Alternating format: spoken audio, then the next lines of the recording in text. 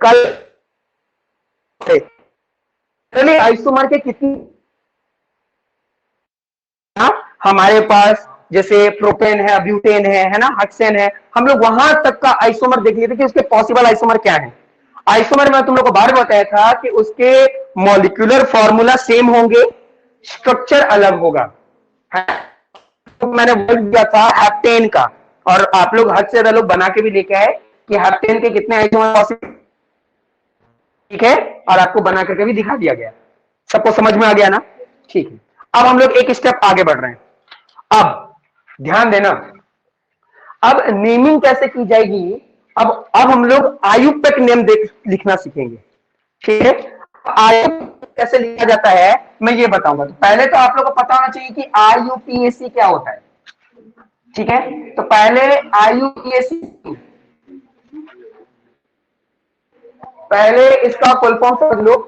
आई का मतलब हो गया international union of pure and applied chemistry, and small वाला एंड, और ये जो ए है ना वो अप्लाइड वाला ए है। International union of pure applied chemistry, इसका फॉर्म है। और ये एक ऐसी संस्था है, ये एक ऐसी संस्था है जो पूरे केमिस्ट्री को एक बुक में जोड़ने की जगह काम कर रही है, मतलब सबका ठीक है। तो कोई भी नई चीज की खोज होती है, कोई भी नया एलिमेंट आता है, उसका स्ट्रक्चर क्या होगा, उसका मास क्या होगा, उसका एटॉमिक नंबर क्या होगा, उसका रिएक्टिव कैसी होगी, वो दूसरे के साथ कैसे रिएक्ट करेगा, ये सारा का सारा जो ये ऑर्गेनाइजेशन रखता है, जिसका नाम है आयुपेक, ठीक है। अब आयुपेक क्या किया, हर जितने भी आइसोमर होते हैं उनका नेमिंग किया, है ना। तो हम लोग, क्योंकि हम लोग जानते हैं कि ना ही मीथेन का, ना ही इथेन का, और ना ही प्रोपेन का, ये तीनों का क्या नहीं होता, आइसोमर नहीं होता। कहां से हम लोग को आइसोमर स्टार्ट करना है, ब्यूटेन से। लेकिन मैं ब्यूटेन वाला नहीं बताऊंगा क्योंकि आप लोगों को समझ में और अच्छी से थोड़ा और की बात करेंगे, है ना। तो हम लोग डायरेक्ट हेक्सेन, क्योंकि जब हेक्सेन समझ में आ जाएगा ना तो आपको सब समझ में आ जाएगा। बात को ध्यान से समझना, मैं एग्जांपल ले रहा हूं हेक्सेन का, एग्जांपल है हेक्सेन का। तो सबसे पहले अगर हेक्सेन ले रहे हैं तो हम लोग को पहले फॉर्मूला पता होना चाहिए, है ना। तो फॉर्मूला सानिया तुम बताओ कि हेक्सेन का फॉर्मूला क्या होगा, मॉलिक्यूलर फॉर्मूला C6 14, ठीक है। और आई थिंक तुम लोगों को याद भी होगा कि जो हेक्सेन है इसके कितने हैं, याद है कितने आइसोमर, 5 आइसोमर पॉसिबल है, समझ में आया। यानी इस हेक्सेन के 5 आइसोमर होते हैं, ये हम लोगों ने कल के क्लास में देख लिया था। अब हम लोग समझेंगे कि उन 5 आइसोमर का आयुपेक नेम क्या होगा, है ना। एक बात, आयुपेक नेम आपको सबसे ज्यादा मेहनत करना पड़ेगा जब हम लोग ब्रांच बनाएंगे, तो है ना, ब्रांच बनाएंगे और उस समय नेमिंग करनी पड़ेगी, तब आपको आयुपेक नेम का जरूरत पड़ेगा। तो चलो एक एक करके देखो, मैं हाइड्रोजन नहीं जोड़ूंगा, तुम लोग को हाइड्रोजन जोड़ना पता है ना सबको, हाइड्रोजन जोड़ना, ठीक है। मैं डायरेक्ट बॉन्डिंग बनाऊंगा, ठीक है। चलिए, तो पहला आइसोमर मैं बताता हूं और आप लोग बताओ कि ये आइसोमर वैलिड है कि,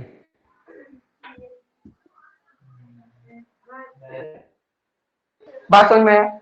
अच्छा, ये जो चेन बनाया है कैसा चेन बनाया है, स्ट्रेट, मतलब नेम क्या होगा, एन हेक्सेन, गलती लिखा क्या, चलिए ठीक है। अगर मैं दूसरा आइसोमर बनाऊं, बात को ध्यान से समझना, अब समझने की जरूरत है, ठीक है।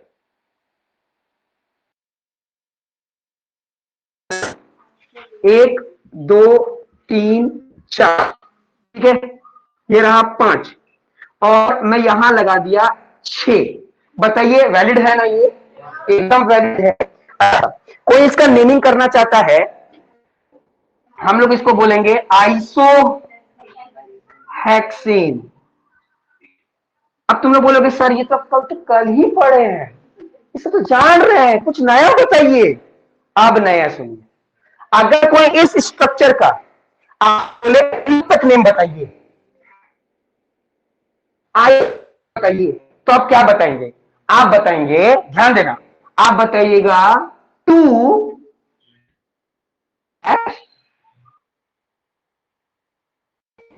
मिथाइल और पेंटेन। ठीक है, हाँ, पेंटेन, ये इस नेम है।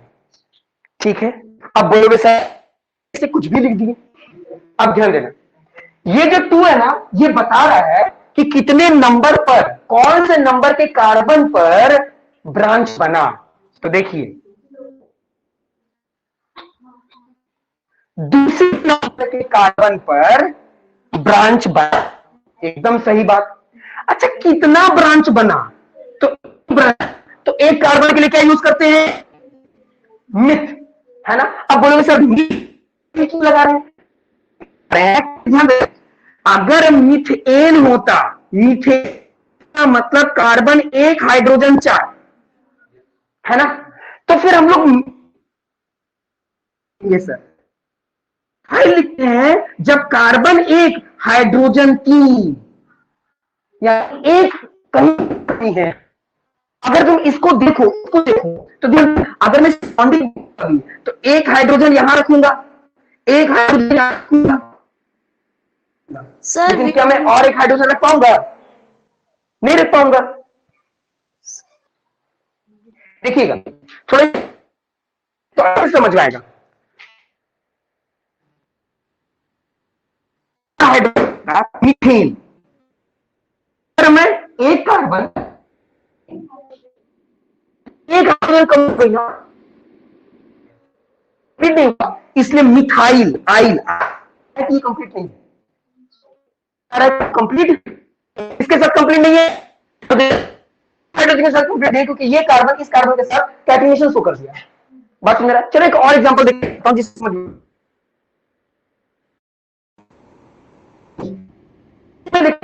To H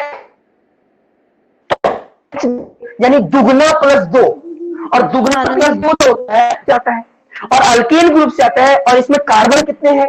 2। तो आप तुरंत बोल दोगे सर ये तो इथेन है, ये क्या है? इथेन है। लेकिन अगर मैं 2H5, मैं कहता 2H5, क्या कार्बन पूरी तरीके हाइड्रोजन के साथ नहीं, तब बोलोगे सर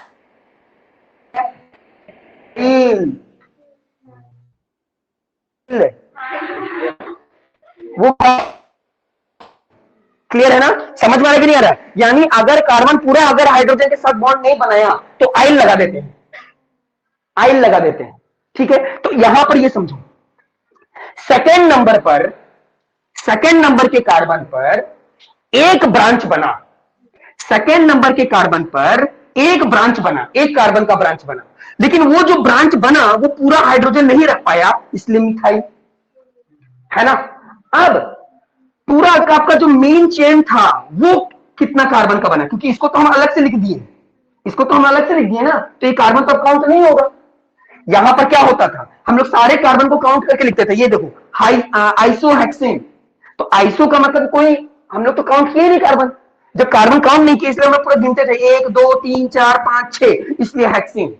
लेकिन यहां पर क्या हुआ कि हम बता दिए कि दूसरे नंबर पर एक मिथाइल, मतलब मिथ आ गया, मतलब एक कार्बन की काउंट हो गई, एक कार्बन की काउंट अगर हो गई तो अब मेरे पास कितने कार्बन बचे? 5, इसलिए पेंटेन। बोलो समझ में आ रहा है कि नहीं? अभी और समझ में आएगा, अभी और समझ में आएगा। अगर पूरा नहीं समझ में आया तो कोई बात नहीं, टेंशन नहीं लो।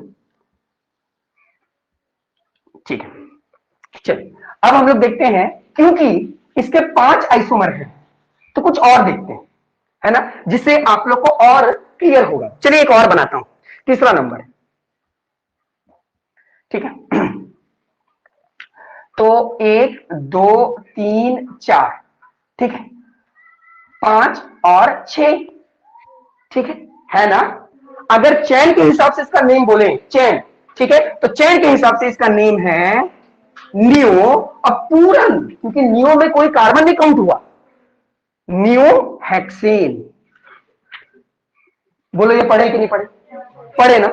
लेकिन सर इसका आयुपेक नेम क्या होगा? ध्यान देना, आयुपेक नंबर क्या होगा? 2,2 है ना,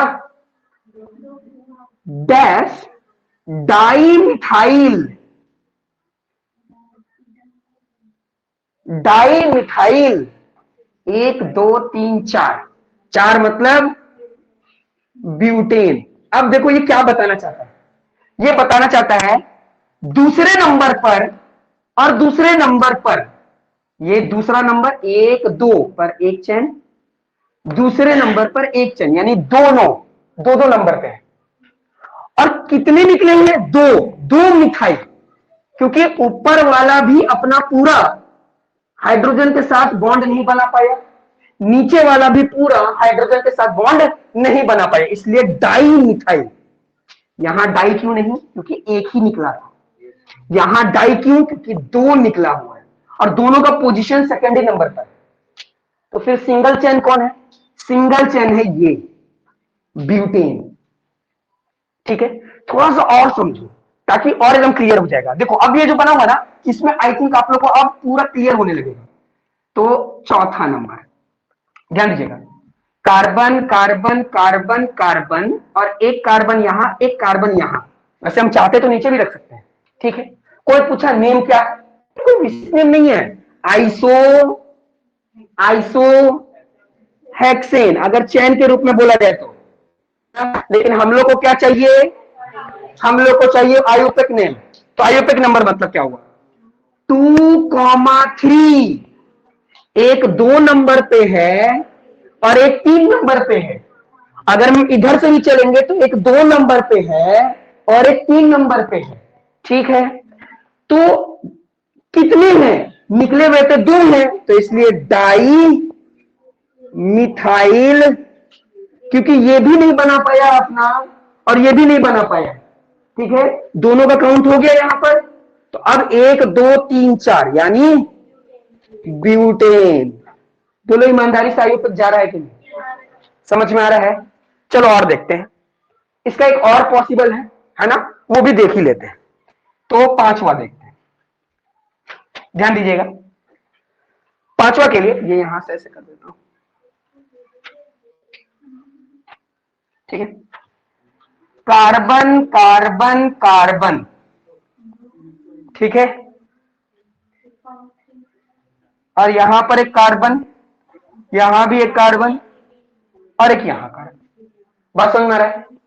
अब यहां पर देखो, अगर देखा जाए ब्रांच के रूप में देखा जाए तो नाम क्या होगा? आइसो हेक्सीन होगा ना नाम, ये चैन के रूप में इसका यही नाम है। लेकिन हम लोग को क्या चाहिए? हम लोग को चाहिए इसका आयुपेक। सबको पता चल गया होगा, आंसर होगा 3 डैश मिथाइल और पेंटेन, क्योंकि ये तीसरे नंबर पर है। 1 2 3 4 5, अगर इधर से भी नंबरिंग करते तो ये तीसरे नंबर पे ही आता। इस तरीके से हम लोग आयुपेक नेम लिख सकते हैं। आयुपेक नेम ब्रांच का ही लिखा जाता है। अब थोड़ा सा ऑब्जर्व करो, समझने की कोशिश करो, फिर हम तुम लोग को क्वेश्चन देंगे।